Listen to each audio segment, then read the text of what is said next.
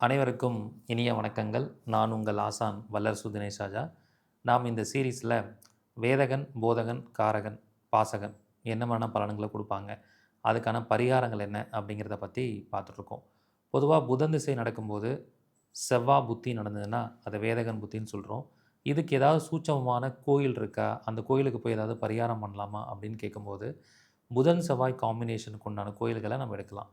So Veeraraghava Perumal, திருவள்ளூரில் இருக்கக்கூடிய வீரராகவ பெருமாள், கொடுமுடியில் இருக்கக்கூடிய வீர நாராயண பெருமாள், இந்த கோயில்களுக்கு போகும்போது அந்த புதன் திசையில் செவ்வாய் புத்தியில் வரக்கூடிய தாக்கங்களை குறைச்சி கொள்ள முடியும். இந்த கோயிலுக்கு என்ன பண்ணணும் அப்படின்னா, இந்த மாதிரியான காம்பினேஷன் உள்ள கோயில்களுக்கு நில தானம் செய்யலாம். நிலம் சம்மந்தப்பட்ட விஷயங்களை நீங்கள் தானமாக வழங்கலாம்.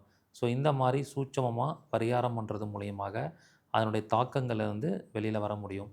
ஸோ இப்போ வேதகனை பற்றியும், பாசகனை பற்றியும், காரகனை பற்றியும் முழுமையான தகவல்கள் அடங்கிய வகுப்பாக ஒரு 15 டேஸ் வகுப்பை வந்து உங்களுக்காக நடத்த போகிறேன். இந்த வகுப்பு 17/2/2025 ஆரம்பிக்குது. தினமும் மாலை 5:30 மணிலேருந்து 7 மணி வரைக்கும் நடைபெறும்.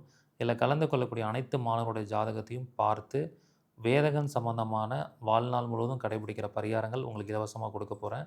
இதில் கலந்துக்கிற எல்லாருக்கும் வேதகன் சம்பந்தமான பிடிஎஃப்ஸும் கொடுக்க போகிறேன்.